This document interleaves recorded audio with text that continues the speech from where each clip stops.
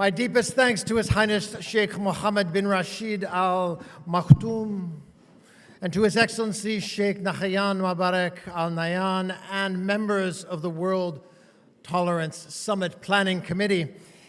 What a joy it is for us to be here in Dubai, this city of tolerance, this city which gathers people from around the world, city where Muslims and Christians and Jews and Hindus and so many peoples of the world come together to live in peace. It has been wonderful for me to discover the communities of Dubai as I have explored the city, to see Muslim communities and Christian communities and Jewish communities, people all living together. I bring you greetings from the more than 1 million members of the United Religions Initiative, people of all beliefs from around the world who come together on a daily basis to build understanding among people of different faiths, to end religiously motivated violence, and to create cultures of peace, justice, and healing in our world. The traditions of the world, the religious traditions, proclaim that we are one family, from God, all made in God's image. From one ancestor, God made all the nations. And from the Quran, in the words of the Prophet Muhammad, may peace be upon him, O humankind, we created you from a single pair of a male and female and made you into nations and tribes that you might get to know one another. The wisdom traditions of the world all speak of the wholeness of humanity, of all nations and tribes as sisters and brothers, and yet each day we fall short of this vision as nations and tribes rise up against each other, leading to conflict and violence, rather than the beloved human community for which we were created. Our panel today is entitled Collaborative Efforts from International and Local Associations to Promote Harmony and to address the issues of intolerance, fanaticism, and discrimination. And as we look at the world around us, too often we see the dehumanizing forces of intolerance dividing human beings. Today we will talk about these forces and the collaborative efforts between international institutions and local organizations to work together to create sustainable initiatives for peaceful societies. I am joined by this distinguished panel of leaders and experts. Each has an extensive biography. Our time is short. I will just introduce them by name and then we will talk together. Peter Welby joins us, an advisor with the Forum for Promoting Peace. His Excellency Martin Changgang, Secretary General of the Interparliamentary Union in Switzerland. James Patton, President and CEO of the International Center for Religion and Diplomacy. Dr. Aziz Hasanovich, President and Mufti of the Islamic Community in the Republic of Croatia.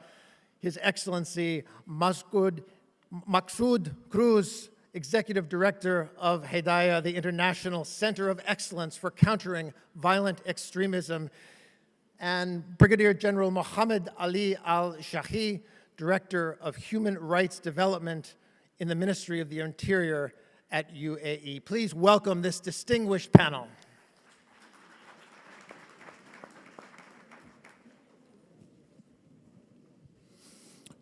We will begin with asking each member of the panel just to talk briefly, a couple of minutes, on this theme of how international institutions and local actors can work together to counter violent extremism and to build communities of tolerance. Please. Thank you.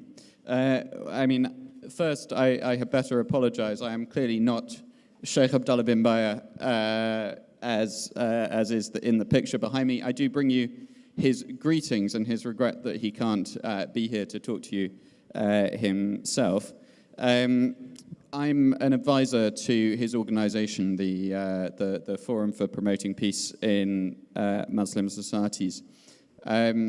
for those of you who don't know His Excellency Sheikh Abdullah bin Baya, he is the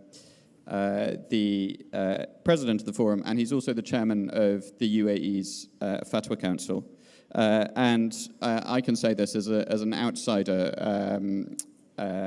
from the UK, as you may be able to tell from my accent, one of the greatest Muslim scholars around, perhaps for the last several centuries. And it's a great credit to the UAE that they host him here. The Forum for Promoting Peace was set up in 2014 to advance Islamic scholarship in the interests of peace and conviviality between all people, but particularly in Muslim societies in response to the great crises that have been afflicting the Muslim world over the last few decades. And it aimed to do this through a return to the authentic texts and the authentic history of Islam. And I was just going to talk for a couple of moments about some of the initiatives that the Forum has pursued over the last few years that I think speak to this topic very well. And probably one of the things that it's most known for is the Marrakesh Declaration, which was issued in 2016 on the rights of minorities living in Muslim majority societies.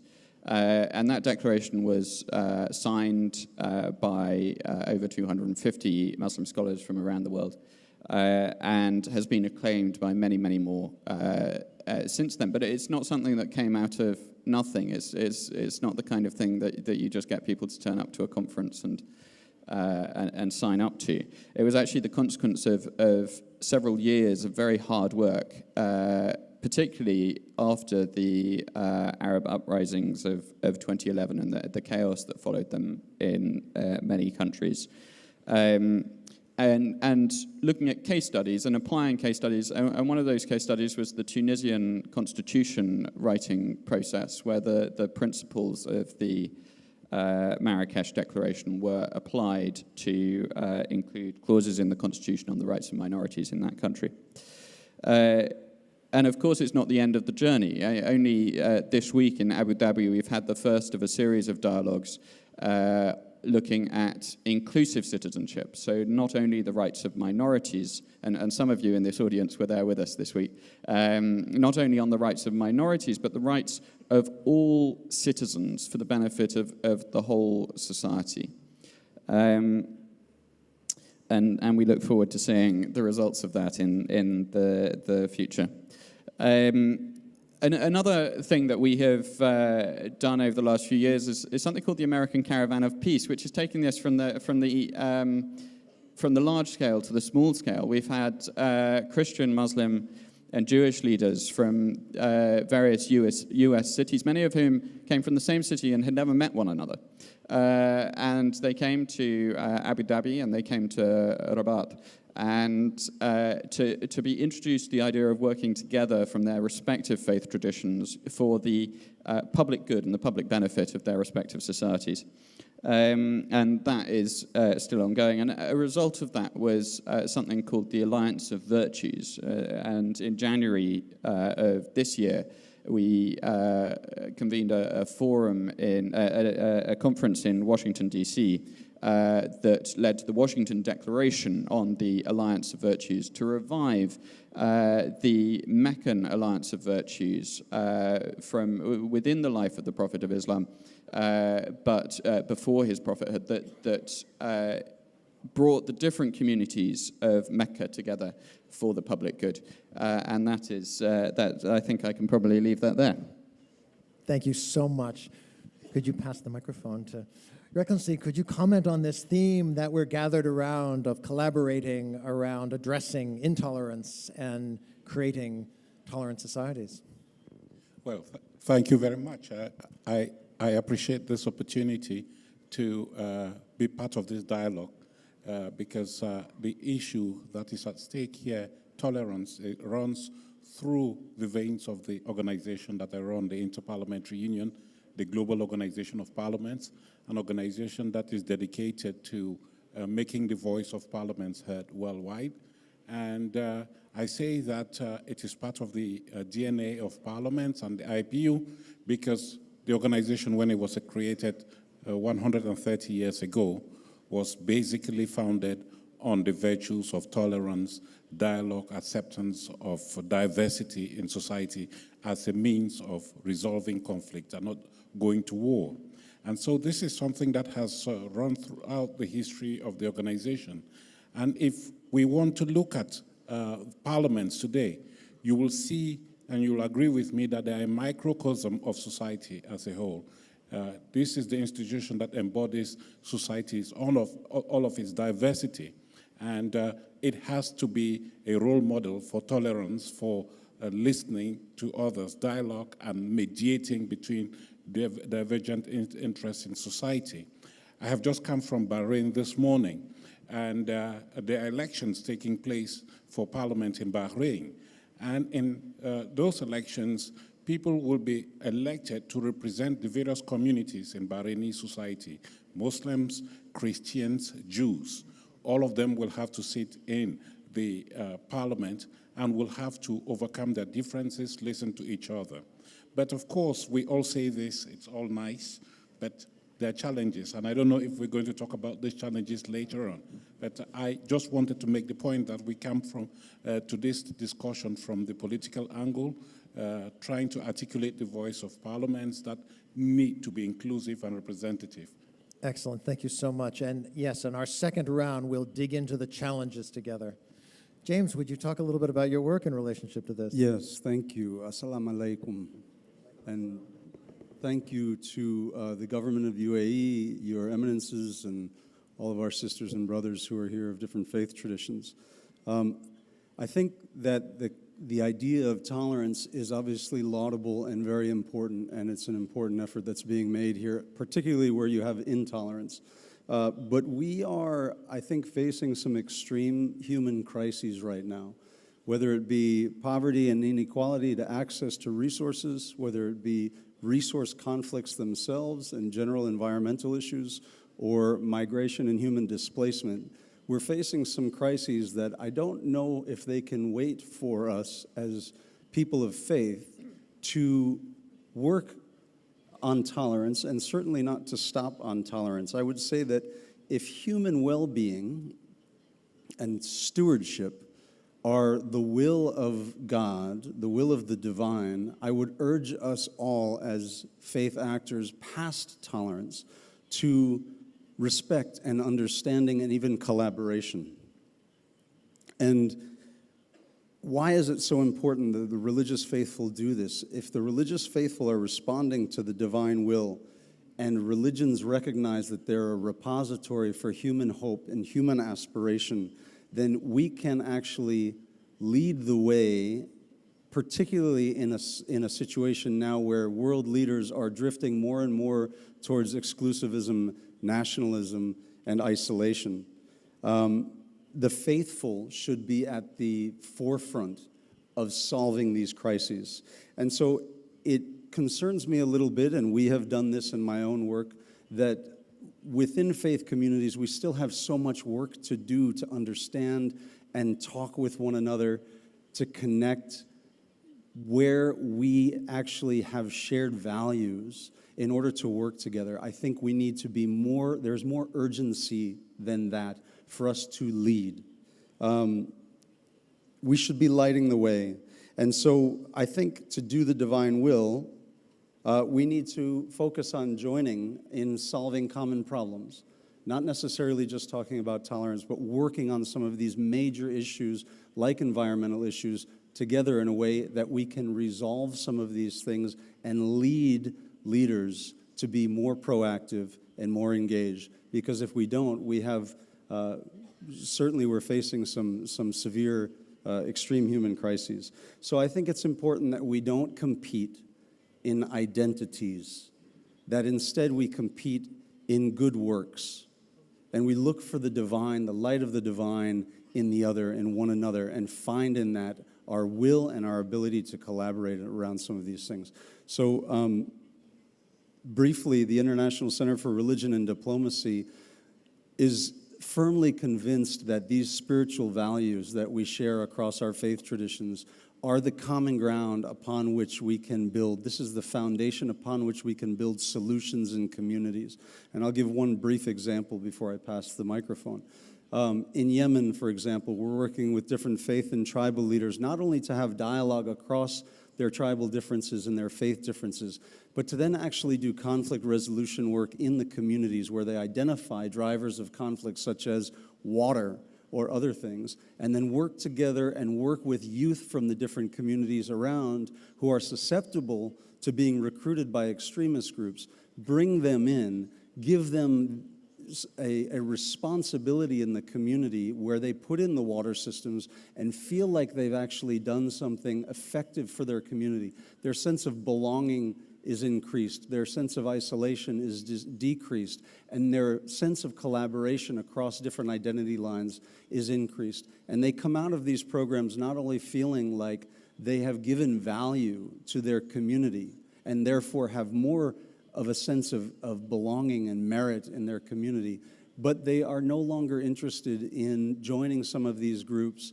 that come and offer them an idea of who they might be, a sense of identity and belonging in these extremist groups. And so they're rejecting the Al-Qaedas and the ISY who come in and take over some of these communities based on giving services to the community.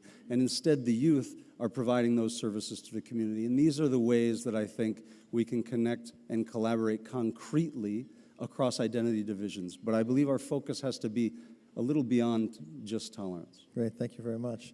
Dr. Hasanovich, you have played such an important role in leading a country and community and region post-conflict and into reconciling with one another, people of different communities. Thank you so much for your work, and please share a bit about this theme with us. شكرا يا سيد رئيس الجلسة. بسم الله الرحمن الرحيم. الحمد لله رب العالمين، الصلاة والسلام على أشرف الخلق والمرسلين سيدنا محمد وعلى آله وصحبه أجمعين. في البداية أقدم كلمة الشكر والتقدير لحكومة دولة الإمارات العربية المتحدة حكوماً وشعباً، خاصة لمعالي الوزير الشيخ نهيان بن مبارك النهيان الذي أصبح نموذجاً للتسامح والتعايش والسلام. أنا أؤكد كلنا موجودين هنا نتفق هو رجل عالمي ليس فقط إماراتي، وأنا فرحان جدا لأن الإمارات العربية المتحدة أصبحت نموذجا للتسامح. لم تجد وزارة التسامح والسعادة في أي دول الأخرى إلا الإمارات العربية المتحدة. ما هي التسامح؟ التسامح شرط من شروط السلام، والسلام والتعايش والتسامح لا بديل لها. ولأجل هذا نحن هنا سنتكلم عن قمة التسامح كالموضوع المهم في هذا الوقت في هذه المشاكل في العالم. وأنا أريد أن نستفيد من هذه القمة ونرسل من دبي رسالة جميلة عن التعايش والتسامح والسلام، لأن التسامح والتعايش والسلام في تأسيس الإسلام في القرآن وسنة النبي صلى الله عليه وسلم. إذا نتكلم عن الإسلام لم نستطيع أن نتكلم بدون التسامح، بدون التعايش وبدون السلام، لأن السلام اسم من اسم الله. ولأجل هذا عند المسلمين كما تعرفون السلام عليكم ورحمة الله وبركاته. هذا الدعاء لكي كل المسلم يريد السلام لجميع الناس. وهذا القمة التسامح القمة مهمة، وأنا أريد أن أؤتي لكم أمثلة كثيرة من الدولة الكرواتية. أنا وصلت من جمهورية كرواتيا كرئيس المشيخة ومفتي عام في جمهورية كرواتيا. عندنا لم نتكلم عن التعايش، نحن نتكلم عن العيش. وعندي الأمثلة كثيرة، وإن شاء الله أمامنا وقت وأنا سأعطيكم أمثلة كيف الطريق إلى التسامح، وكيف الطريق إلى التعايش والعيش، وكيف الطريق إلى السلام. عندنا أمثلة كثيرة من ناحية التعاون بين الزعماء والأديان وبين السياسيون، وأيضا بين الزعماء والأديان الحوار بين الأديان، وأيضا في التدريس في التعليم الرسمي في مدرسة الثانوية والإسلامية والكليات والجامعات، وأيضا في أمثلة كثيرة من ناحية وسائل الإعلام، لأننا في حلقة أمام حلقة في التلفاز وفي الإذاعة عن الحوار بين الأديان، وعن التعاون بين الأديان، وعن التعاون بين زعماء الأديان والسياسيون وهكذا. وإن شاء الله أمامنا وقت وأنا أعطيكم الأمثلة عن هذا الموضوع. شكرا. Thank you so much. Your Excellency, Hedaya has done such important work in areas of countering violent extremism. Tell us a little bit about this work as we begin this session. Thank you very much, Reverend Vector, for this wonderful introduction, and it's always a great honor and a wonderful opportunity to be among such a esteemed group of panelists. But before I begin, I would like to take you with me in a journey in time that goes back more than 40 years ago. There was this young German man, blonde and green eyes, who decided to come all the way from Berlin to a very small but promising island called Abu Dhabi that is going to be the capital of tolerance. The moment he arrived to this beautiful island, he saw this beautiful brown Bedouin, and it was love from the first sight. He wanted to speak to her, but everyone told him, you can't do that. If you want to be close to her, you have to go to her father and officially propose and ask for her hands. So he goes to the old man and he says to him, I'm in love with your daughter and I would like to marry her. So the old man, who was totally shocked, decided to give him 3 challenging conditions. Maybe he will get away. So he said, first, you have to convert to Islam for you to marry my daughter. Number 2, you have to bring a certain amount of money to show how precious my daughter is. And number 3, you need to prepare a fantastic house in order to have this marriage happening. The young man goes away. He comes back after a few weeks. He actually converted to Islam. He brought the amount of money required, and he actually have the house.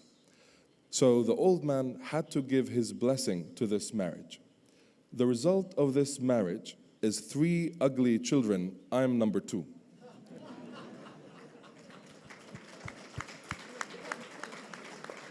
And thank you for the applause for the ugly part. People who know about my personal story, I like to ask them the following. How do you classify someone like me? Am I white or black? Now, the majority agree I'm a bit chocolatey. Am I European or Arab? Am I Christian, Muslim, Chrislam, or all of the above? Socrates said, in ancient times, I'm not an Athenian, nor a Greek. I'm a citizen of the world.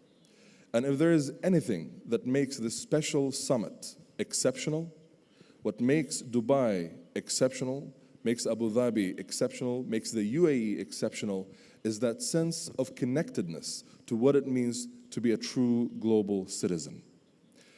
My organization, which I'm honored to serve, Hidayah, the International Center of Excellence for Countering Violent Extremism, focuses specifically on how to counter all forms of violent extremism, whether it's right-wing, left-wing, religious extremism, or whatever it might be.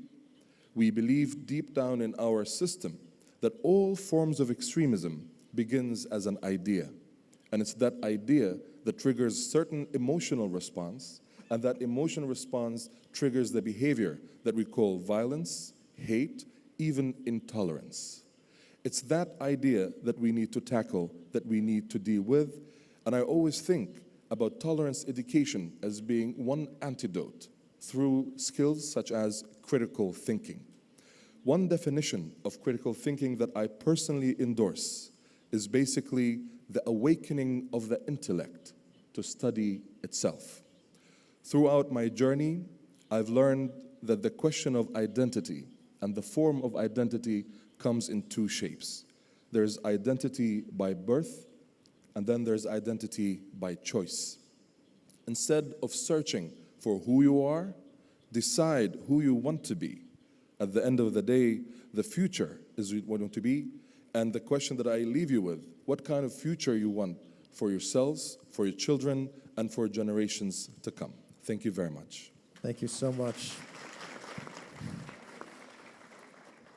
General Al-Shahi, it is said that the greatest peace builders are the ones who understand the consequences of violence. Military partners, people who have been trained in the military, understand the consequences of violence, and we welcome you and your work in human rights. بسم الله الرحمن الرحيم الحمد لله والصلاة والسلام على رسول الله.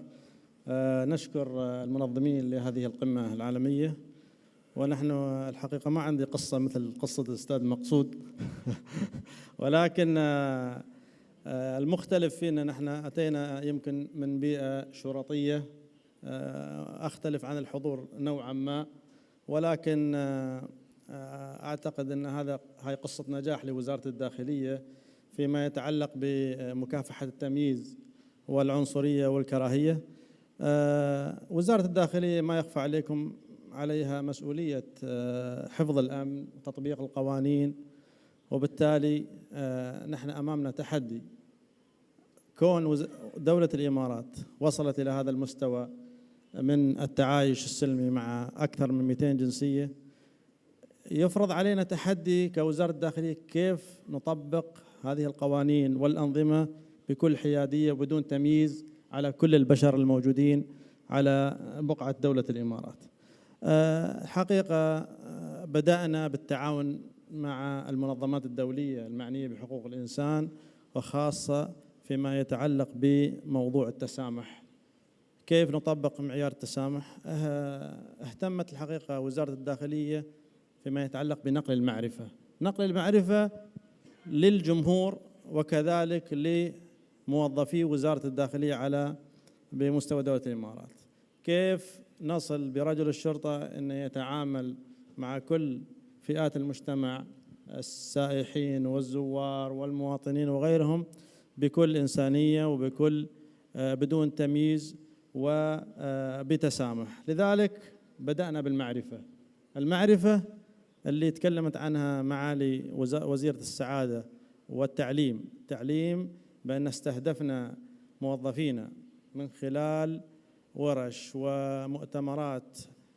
حقيقة حرص سمو وزير الداخلية شخصيا بدعمها وتأييدها وحضورها في أغلب الأحيان، كون هذا الأمر مهم جدا في تحقيق الأمن والاستقرار في دولة الإمارات. أيضا حرصنا على تنفيذ الاتفاقيات الدولية فيما يتعلق بجميع القضاء على جميع أشكال التمييز ضد المرأة وللأشخاص ذوي الإعاقة وما يسمى بأصحاب الهمم في دولة الإمارات، كذلك موضوع أو اتفاقية مناهضة التعذيب وكل ما يتعلق بالاختفاء القسري في الاتفاقيات الدولية. وحرصنا أن نحن نكون أمام المجتمع الدولي صادقين من خلال ما نقدمه من تقارير أمام مجلس حقوق الإنسان وغيرها، بحيث أن احنا نقدم التقارير الحقيقية والواقعية للممارسات اللي موجودة. كذلك وزارة الداخلية حرصت الحقيقة على تطبيق كافة تشريعات الدستور والذي يدعي إلى مساواة جميع الأشخاص، كذلك حرية القيام بالشعائر الدينية، وهذا ما يطبق فعليا حتى في نزلاء المنشآت الإصلاحية والعقابية، لهم الحق في ممارسة الشعائر الدينية بكل حرية، وكذلك دعوة رجال الدين بمختلف أنواعهم لزيارة الأشخاص الموجودين في المنشآت الإصلاحية والعقابية وإعطائهم المحاضرات اللازمة والدروس اللازمة لإعادتهم كأشخاص صالحين في المجتمع. وهناك كثير الحقيقة من الوثائق الوطنية التي تدعو إلى الحوار وتقوية النسيج الاجتماعي والتعايش في ضوء تعدد الثقافات في دولة الإمارات. الحقيقة هناك الكثير من اللجان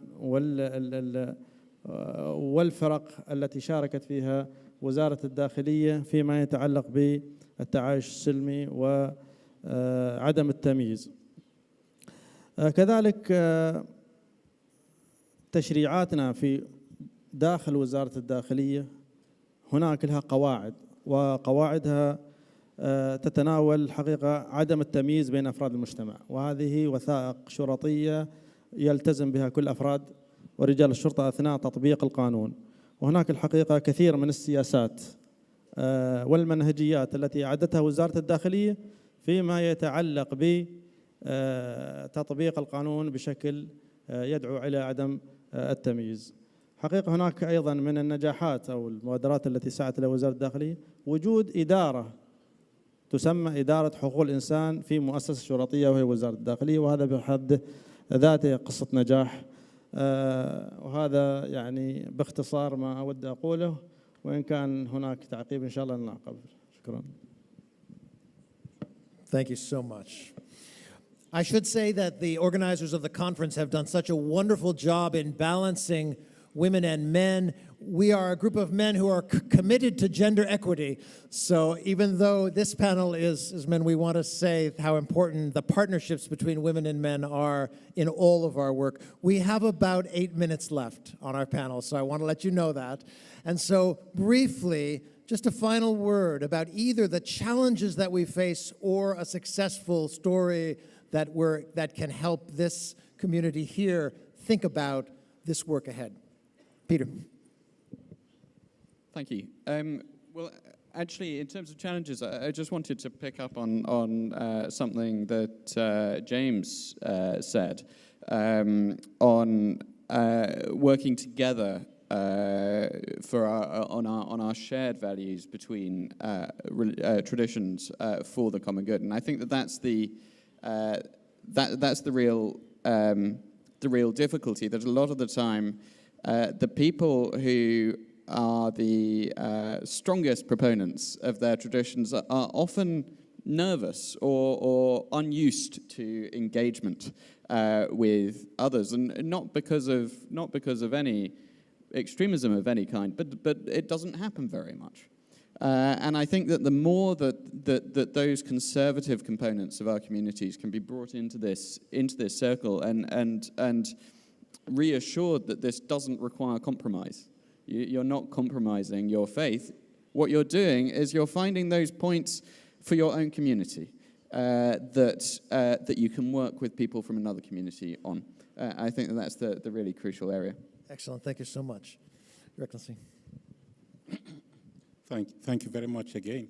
I think that if we are going to achieve any progress in promoting tolerance, we need to be addressing a number of key challenges.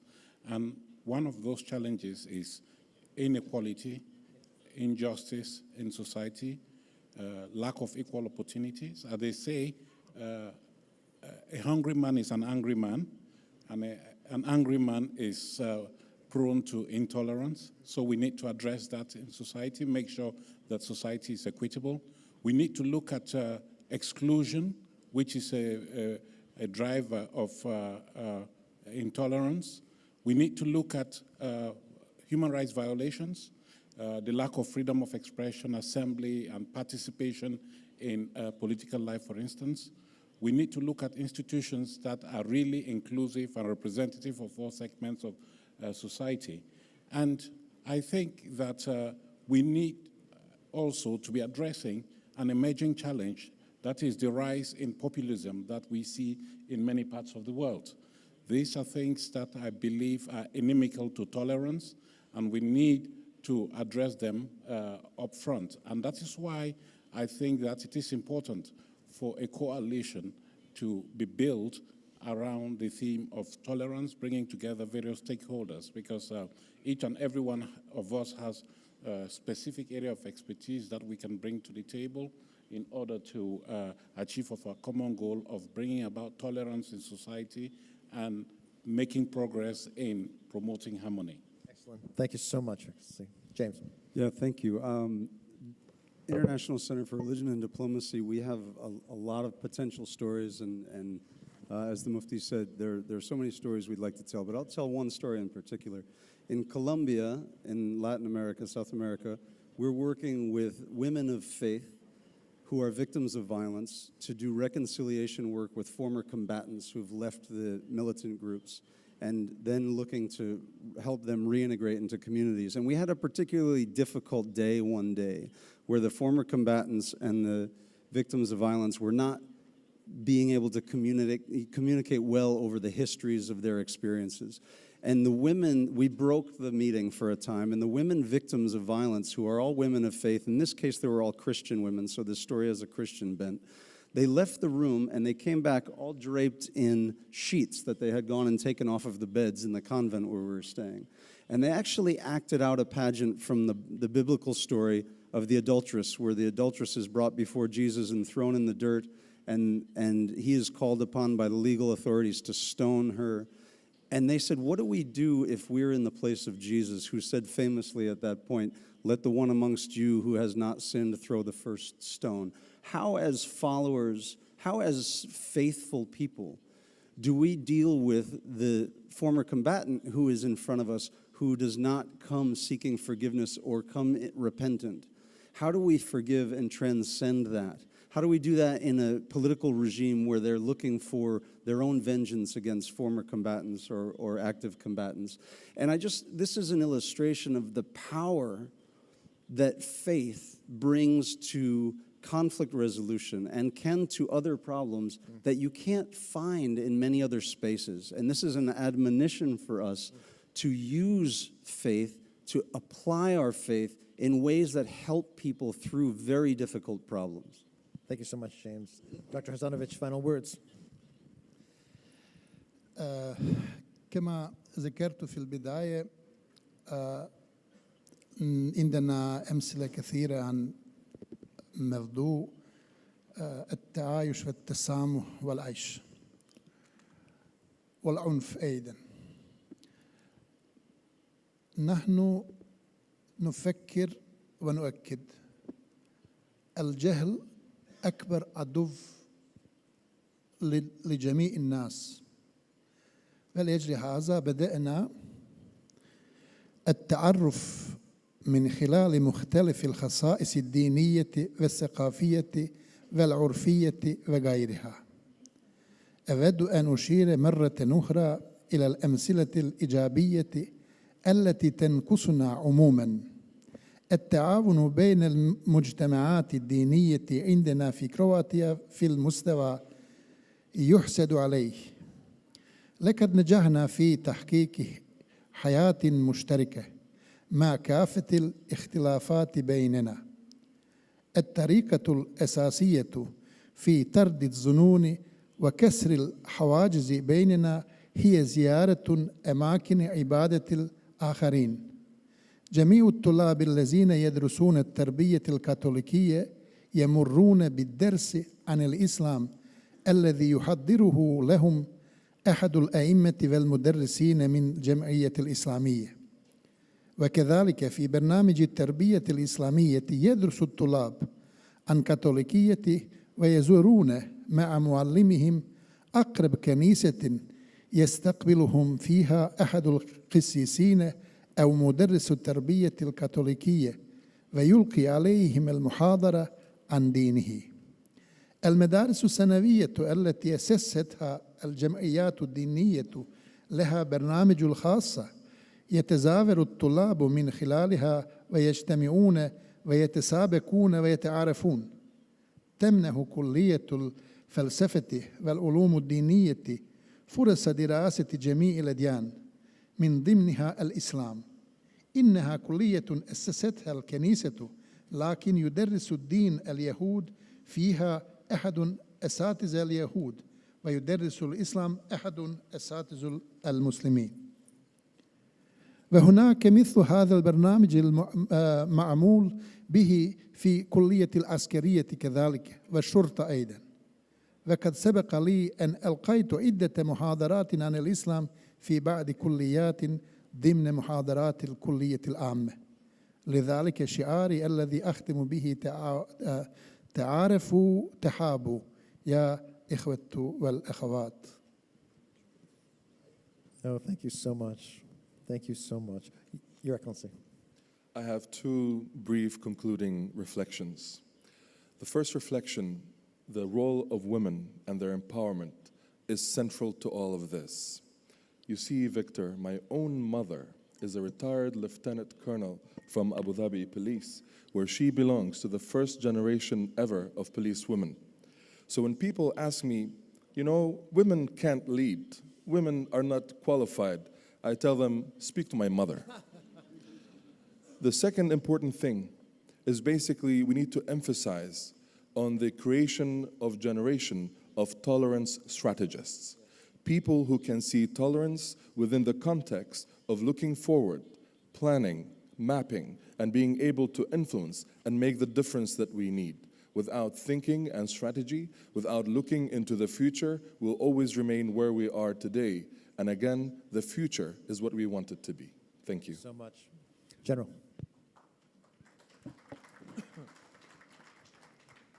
في الختام أود أقول أن يجب علينا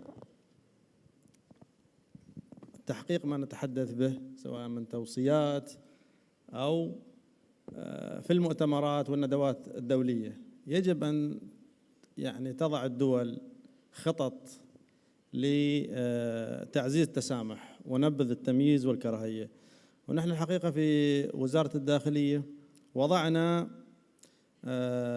خلال الأعوام 2018 إلى 2022 خطة استراتيجية وطنية لتعزيز مبادئ حقوق الإنسان، ومن ضمنها محور هام جدا وهو محور تعزيز التسامح ونبذ التمييز والكراهية.